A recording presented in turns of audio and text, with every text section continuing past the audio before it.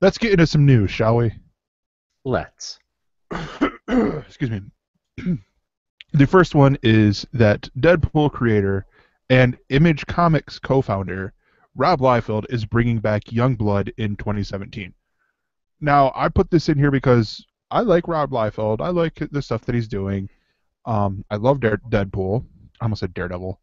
Like, I love Daredevil. What does that have to do with Rob Liefeld? Nothing. I just wanted to tell you that. But the news is out that this is cool, and they're going with the thing they have all new Youngblood. But I figured also maybe you had read Youngblood, or you could tell, so you could tell us what this is and get me more excited about superhero books over at Image Comics. All right. So, yeah, in the early '90s, when Image formed, based off of a bunch of creators leaving Marvel Comics and going over and making their own company to do something creator-owned, as opposed to doing all their best work for Marvel or DC. They quit Marvel, and then they went next door to DC, and they said, by the way, we're not going to work for you either, because DC was salivating, and like all the great artists from Marvel just left. Oh, great! We're going to get to sign them now. We're going to get them on our books, as opposed to Spider-Man and X-Force and X-Men. They're like, no, we're not doing that either. Now, obviously, they've all wound up at some point going back and doing work for these companies again, but Image is still around. Here we are, 30 years later, and or 25 years later. Image still Mm-hmm. exists. Image is thriving. It is the third biggest Image, publisher in the world, yeah, but it's Image very acquired Top different. Cow and a few other imprints too. So, Well, Top Cow was part of Image oh, was it? initially. Yeah, Sylvester was Okay. part of the group, but it's a very different company. But the mentality of it is still the same, which is creator-owned work, creators driving the work, that sort of thing. It's not the. I mean, when it came out, a lot of the properties were very similar in the ideas, or at least some of the looks of what we were already seeing from these creators at the other companies. So Youngblood had a lot of similarities to X-Force and to other properties that Rob was a fan of, like Legion of Superheroes or Teen Titans. Um, Jim Lee doing Wildcats had a lot of similarities, at least in look, to X-Men. Same thing with Cyberforce from Mark Silvestri. Savage Dragon by Eric Larson could have been, if you squinted, looked at as another version of the Hawk with a big fin on his head, although the characterization was very different. Making him a cop was kind of a cool idea. Spawn was very different from Spider-Man, but at that point in time, what Todd McFarlane was doing with Spider-Man was very dark, and thematically, you could tell that that's kind of where he wanted to take Spider-Man, but he couldn't, and that's part of the reason why he quit the book anyways, is because he was Yeah. being limited on what he could do. So, yeah, the first incarnation of Image, and certainly the first books by these creators, and Youngblood being the premier title, were sort of like another Marvel. And Youngblood at that point in time was from Rob Liefeld's Extreme Studios, was very extreme, was 90s extreme. And a lot of his books you can kind of pick at and say, oh, well, this is Supreme. Supreme is obviously Rob's version of Superman. And this book over here is Rob's version of Cable, and this book is whatever. Uh, be that as it may, 25 years later, the company still exists. Some of the books have been continuously coming out in that time. Savage Dragon being one of them, Spawn being another one. Not always. I mean, Savage Dragon, Eric Larson's done that book the entire time. He's always been the head of it. He's always been writing the story and drawing the pages, everything month in, month out. That Wow. guy is just on fire. Like that, it's a Yeah. very prolific creator. And I think Rob even mentions in the article or in the interview where he's first talking about this new Youngblood book that Larson is like the backbone of the entire company. Uh, Eric Stephenson, who is the publisher for Image now, is started out with Extreme Studios, writing stuff for Rob, writing for Youngblood, wrote Newman, which was one of my favorite comics at the time, and I'm always constantly. Like anytime I get a chance to get Stephenson's ear, I'm like, I want Newman again. I have told Rob and other people associated with Rob on a number of occasions I would give body parts to be able to write Kid Supreme. No one's taken me up on it yet. But so Rob talked to a guy who was working on the X-Men '92 comic, who was a big fan of Youngblood back in the day, and he's like, hey, it's always been my dream to write Youngblood. And Rob's like, great. If someone tells you it's your dream, it's their dream to do this, then that's the person you want to hire. And so he's like, sure, great. I've been wanting to do something. We're coming up with the 25th anniversary. Let's get something made.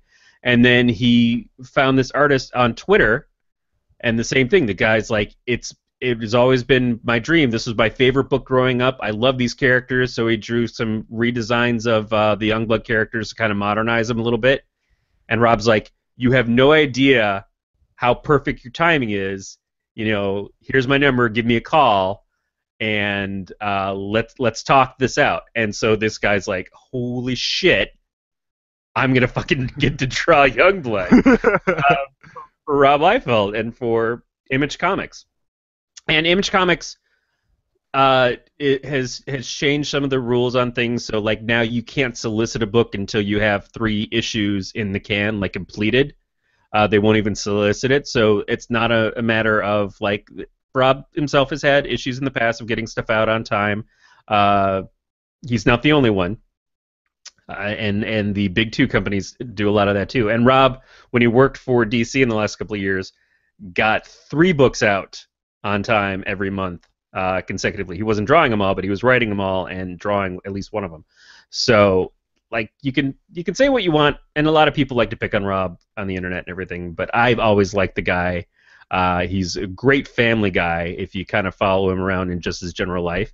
And he's seeing a lot of success right now because Deadpool is a beloved character. Cable, another character that he co-created, is the next thing that's going to wind up hitting these screens. So obviously, Youngblood being all his baby, he'd like to see that happen for them. There's been a couple of times when it was there was a cartoon series that was, I think they made the pilot, but it just never made it to air. And there were action figures done by McFarlane Studios and everything. So this is kind of a great thing. I am excited by the new artist. I think the takes on them, the Vogue look for that character in particular is very inspired. It has kind of a French spy kind of look. She's wearing a beret and has that kind of domino mask. But it individualizes each of the characters. Shaft is a really different take. He's just more of a modern-day hunter. I don't know if that's exactly what they're going to do, because we see some of the classic looks for the characters in the artwork that's displayed as well. But I'd like to see some of this stuff transfer over. And yeah, like I said, I love Extreme Comics. I always loved the potential that was there, and I'm obviously not alone because you've had people like Mark Miller, Alan Moore wrote some of the most prolific storylines, some beloved stuff that he was doing for Rob's Comics, doing Supreme and doing a Youngblood series, or basically an entire Extreme Studios series that covered all the different characters. Kurt Busiek, just some great people have worked on these books and these characters before, so it's cool to see them get this next incarnation out there.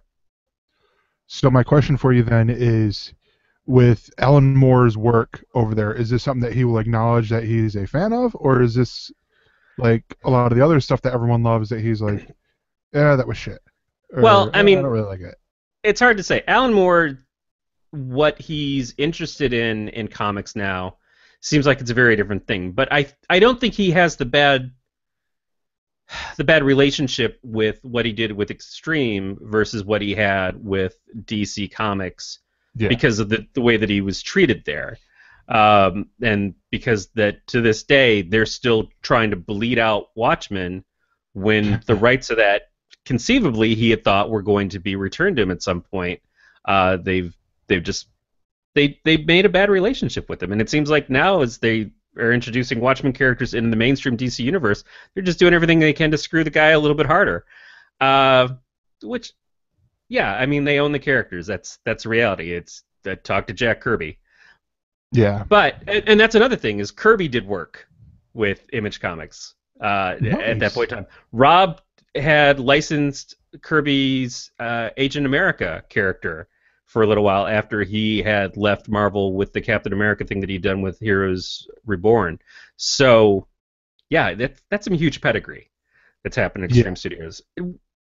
Would more say that it's his best work? Maybe not, but it was done in such a way that was a homage to the classic superheroes. And when he stopped doing it, he went over and started doing America's Best Comics, the ABC line, through Wildstorm, and that was much in that same vein. So you got Gray Shirt and Top Ten and Promethea, and all of those books were kind of like what he was doing at Extreme Studios, and he just kind of took that mentality onto this next step. And the only reason I think that he stopped working on those books and League of Extraordinary Gentlemen is because of the deal he had with Wildstorm Studios when Wildstorm got acquired by DC. Same thing. It's like he just got put in bed with his enemy, that he did not want that, and he had that up front with Jim Lee when he started, and so that was kind of a bad place to be. Yeah. All right. The next story I want to talk about, I'm going to be honest, I don't know exactly how I feel about this. And this is that Bryan Singer and Peter Rice both talk about FX's Legion and the start and how it's intertwined in the X-Men universe of movies. So this came out during an interview with them, and first off, we should probably point out that, or at the this came out on this past Thursday during an Edinburgh Television Festival session with the director, writer, producer Bryan Singer, who's done the X-Men franchise, The Usual Suspects, House, and Peter Rice, chairman and CEO of 21st Century Fox Networks Group. The longtime collaborators had an onstage conversation during a Game Changer session at the fest about the relationship between entertainment executives and creatives, highlighting their collaborations of more than 20 years. And the part that I honestly, why this has me so uneasy is the Legion TV series sounds awesome. The last title that they gave with I think it was X-Men Legacy during the Marvel Now launch, with the Legion character, I loved. It was really cool. I actually have a couple of the issues that I bought in paper, from a comic book store, and but the X-Men movies have been letting me down, like year after year after year, so much so where it's like I didn't see this last one. I haven't even given it um the Batman versus Superman treatment, and find another way of watching it. It's just I haven't met. I'm like, yeah, it'll come out on FX later, next year or whatever, and I'll watch it then. As they play it 50 times over the course of 3 days, and I don't know if that necessarily gives me faith in this program, in this show. If it's tied to something lackluster, then doesn't that mean it's probably going to be lackluster itself? Well, so here's I think we should take what he said in the context. Singer discussed Legion while that he's executive producing for FX, saying it is designed to be a series that is part of the X-Men universe, but when you watch it, you wouldn't have to label it. It could exist completely on its own. This is someone hedging their bets. And this is someone saying, oh, it's related to X-Men if you're into the X-Men films. But if you're not into the X-Men films, don't worry about it. And it's the same kind of bullshit that corporate people speak when they say, oh, well, it's okay that we have a Barry Allen on TV and a different Barry Allen in the movies. Just think of them as in their different respective universes, and they could always conceivably cross over someday, only they never fucking will. And it's about the same as what Marvel's now stepping back from when they introduced Agents of S.H.I.E.L.D. and Agents of S.H.I.E.L.D. spun out of the Marvel movies, and there's crossovers and everything. The universes coexist, and now it's like, maybe they coexist, maybe they don't coexist. Certainly, the show never affects the movies. The movies only affect the show. And now they're walking back a little bit on the Netflix stuff too, saying, well, yeah, I mean, they're all part of the same universe, and there are some references that have happened in the show, but you might not expect to ever see those characters up on the screen because it's harder to film and everything. It's like, no, we were kind of led to believe that all the shit was interconnected, and that's kind of what made it fucking cool. They're all great shows in their own respects, but don't fucking dance around it and don't cut my balls and tell me that you're blowing me when it's like a half and half. That's fucking bullshit. My point is that Legion looks amazing. And Legion looks amazing to me because it's not of the same mindset as the X-Men movies. I think I might have reviewed the last one on here at one point, and I can't say I was hugely disappointed by it just because my expectations have been so low after the last 4 X-Men films. And I don't include Deadpool in that because Deadpool is its own fucking thing. Yes, it's part of the X-Men universe in the same sense. It's like, oh, well, here's Colossus, and Colossus was at the mansion, and so obviously part of the X-Men because Colossus has been in the other movies, except he was completely fucking different in the other movies, and he actually nothing talked to like this character. Deadpool. Yeah, he actually got to speak, other than saying, "I can help you." No, go help them, dude. I'm fucking Wolverine. I got this. I took my shirt off, so the next 80 minutes of the movie is going to be about me. Thanks. I'm not a fan of where the X-Men movies have gone, and I don't need this to be a part of it. I've also never been a big fan of the Legion character, but I didn't read the X-Men Legacy book, and I did hear great things about it after the fact. This just looks so good, but it looks good to me because it's by the people who did the Fargo series, and those people know how to make a compelling story and a great show. So I see this trailer, and I'm like, this is fucking amazing. And I was just at the comic store, and they were saying, well, what do you think about Legion? And it's like, I don't know what it has to do with anything. You're right. It doesn't have to do with anything, and thank God. You know, it's just... It should get to be its own thing. It's cool that they get to announce that there are mutants, and mutants are a part of it and everything, but I don't expect to see a bunch of people running around in blue and yellow spandex.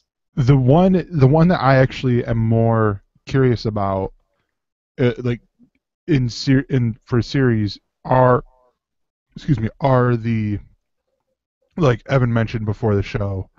Well, are we going to talk about the New Mutants, or not New Mutants, New Warriors TV show? And yeah, the New Warriors Squirrel Girl TV series, which I think is being looked at as a half-hour comedy. Yeah, which is closer to Powerless. Powerless is the NBC airing DC Comics show. But with that, and then the Runaways show on Hulu, those I'm more intrigued about because it's one of those things where I'm like, well, you have, like, especially like you have the Runaways, where you have Molly Hayes, who's a mutant, and you have all these other characters that their backstories heavily involve other, like, alien races and stuff like that that are currently under license to Fox.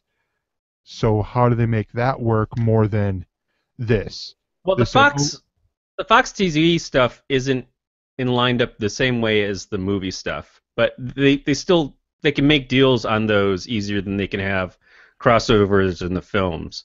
But it certainly seems to make sense that if Marvel's making constellations and saying, okay, sure, go ahead and do a TV series with X-Men characters in it, but then let us to use this mutant character over here in this other thing.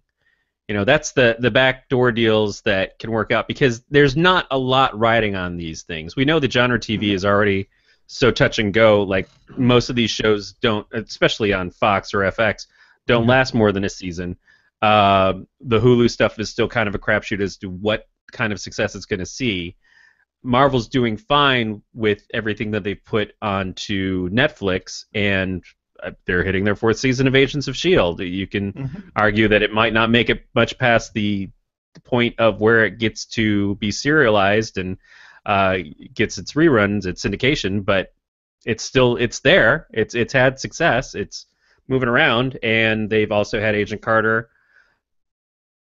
I don't think Marvel's hurting, and there's certainly things they can do to talk away the mutant aspect, just like they did for Scarlet Witch and Quicksilver in the movies.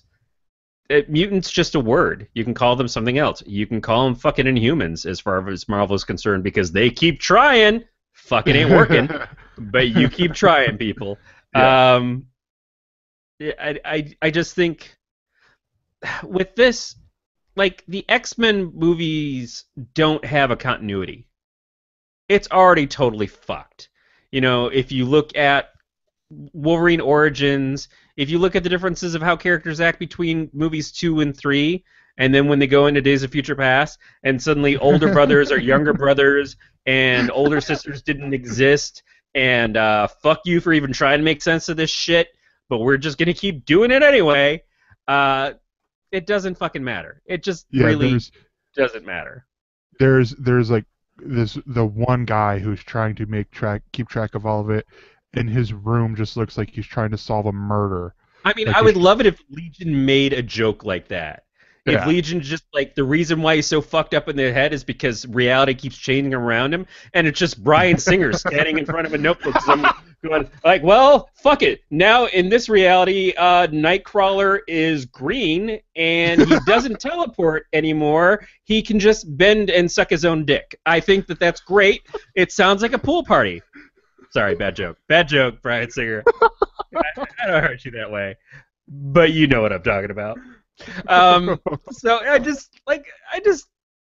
don't fucking care. Let the fucking show be the show. The show looks great. Hopefully it succeeds. I loved Scream Queens last season, and that thing's dumb as shit. So, and that's coming back. It's just give it a shot.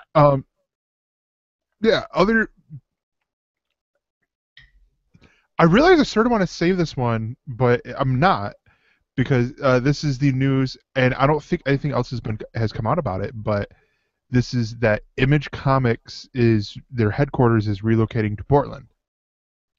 And according to the article, which we got 5 days ago now, and while there is no official confirmation or comment yet, that is the rumor that it's going to be moving. They're going to be moving their physical operations from Berkeley, California, to Portland, Oregon, in the near future. And this, I believe, would be the third move for them, headquarters-wise, slowly moving up the Pacific Coast Highway, going from, they were in the Los Angeles area, then going up to Berkeley, and then Berkeley to Portland. And it does make sense, because the article points out that a lot of that Portland is currently home to a thriving comics community, and like almost certainly the nation's largest, including Bitch Planet creator Kelly Sue DeConnick and Casanova as Matt Fraction as two of the key names in Image's current publication lineup. You can also include in there Greg Rucka, who works for Image with Lazarus and with what's the other book? Black Magic. And then there's like quite a bit of those. And then also Portland is also the headquarters of Dark Horse Comics, Oni Press, and the Comic Book Legal Defense Fund. Yeah, I mean, and you're talking about a lot of the big names, but Portland's also got a thriving, independent press comic scene. And so does Seattle, which is like right there. The other thing is the whole point of being in California, starting out in the LA area or Orange County area, because it's close to Hollywood, and then moving up to the Bay Area, Berkeley, where there was a lot of independent scenes and stuff like that, and it was, less expensive than living in Hollywood, but it's gotten just as expensive in the Bay Area now. I mean, I live in the Bay Area, and we're dying. So makes sense. Not that Portland's cheap, but you factor in that this is where they're mining more and more of their talent, and a one-shot plane ride from there to LA doesn't cost much, and it takes about an hour or so. When I flew up to Seattle a few years ago, it was an hour flight direct. It was super easy, and I'm betting. I think I kind of remember the airports there are a lot easier to deal with than the ones in San Francisco and even Oakland. Yeah. Uh, I think that it makes sense. Obviously, it's disappointing because we had the Image Expo in the Bay Area the last few years. It was nice. I got to go to it a couple years ago. It was a good time. But I don't blame them. The only thing I worry about is some of the mainstays who've been there for so long, like Eric Larson, who I know lives locally, might have to uproot if he chooses to. It depends on how much of the day-to-day he has to be involved in. And with telecommuting and everything else, I more think that it's about the people who work behind the scenes, because I saw a lot of them. They're young. God, there was this one guy who was just so smart. When he got up on the stage, he was talking. I don't know that he had anything to do as a creator. He was there as someone who just worked for Image and helped organize things, like help do the show. Ron from All About Android was working for Image at the time. You know, no longer works for Image now and just moved back to New York. Jerk. But like all these people that worked for them, obviously it would be easier on them to live in a place where it's not $2,500 a month for a one-bedroom rental. Yeah. And everything else that's associated with the cost of living in that area. So, yeah, it's smart. It's a smart move. I wish them the best. It would be nice if, when I was unemployed, there was a job for an intern that did not pay nearly enough for the drive that it would have taken me, but I'm pretty sure it was for Image Comics. And I wanted that job so bad. And if my car had been a little bit more reliable at the time, I might have taken it, even if just for a couple of months, to just say that I did it and to make the contacts and stuff. But yeah, if it's actually official, if it's happening, I just question how much needs to happen for a company like this to move at this point. I don't think it has anything to do with the printing or distribution. I think it's more of just the basic, day-to-day office stuff, and I don't know how much of an impact it would really make for what they do. Well, so see, here's the thing. First off, they're going to have to prepare for this journey by doing a big, publisher-wide event series. It's going to change everything up. How about they just fucking finish Image United? Yeah, I'm calling you out, dicks. Shots fired. But yeah, and finally, the last bit of news is news that I love. I love to hear. I heard this all today, and I was actually playing Civilization 5 earlier, and Beat threw up a link, and I'm like, add it to the show. Like, I will find a spot to talk about this. And this is that Bill Nye the Science Guy is landing his own Netflix talk show. And right off the bat, I'm saying, hells yeah. If this is a weekly thing, great. Because I love this. And the show will be called Bill Nye Saves the World, and it will explore science and its impact on politics, society, and pop culture. Each episode of the series will tackle a topic from a specific point of view, dispelling myths and refuting anti-scientific claims that may be espoused by politicians, religious leaders, or titans of industry. And it also mentions that this is his long return since his from his 1990s Bill Nye the Science Guy TV show that aired through I can't remember who it was that did it. But it was later. Fox. It was on. Well, it was on Fox. It was on, for me, it was on PBS, and then went to Disney, because I think Disney acquired the rights towards the end. I'm just going to admit and I feel no shame in this. I was a Beekman's World watcher. I watched. See, Beekman's World for me was on the Detroit Fox station. It wasn't on the Lansing one because being where I live, I get both Fox and Detroit. Now, if I'm cord cutting, I only get Lansing, but with cable, I get the ABC, NBC, and Fox, but not CBS for some weird reason. Detroit's. I'm just saying, Beekman had a guy in a rat suit. I like Yeah, that. no, Beekman was cool. I enjoyed both of them. Um, I enjoyed Bill Nye more. But Yeah, I I like this. I like I the like Paul attitude. Zaloom. I think he's excellent. I actually saw him show up on somebody's science show on YouTube recently, and it was so cool. The guy's Yeah. just he's great. No, yeah. And so this is actually one that I've got in an argument with because as I mentioned here, I'm not ashamed to admit it, but I'm a Christian, and a lot of my friends are like, "Oh, Bill Nye," like so super Bill Nye haters, and I'm like, now where I might not agree with everything he says, politics wise, religion wise, all that sort of deal, he still knows what he's talking about. And they're like, he's not a real scientist. I'm like, no shit, Sherlock. Guess what? That's why he's called himself the science guy. Yeah. Not he's a scientist. Because guess what? I'm a science guy as well. Yeah. No, I Go don't have a to degree. almost any school, and your science teacher is probably not a full-on scientist. Yeah. That's like going to any restaurant and assuming that the person cooking your food is an actual chef. Yeah. Yeah. It's and he might have a degree in engineering or whatever. I don't know. Beats asking this. I don't know, but I enjoy him for the fact that he made science to me cool. Yeah. Like growing up, he made it to where I understood that stuff easier than just same thing with Beekman's World. Like Beekman's World was the same way.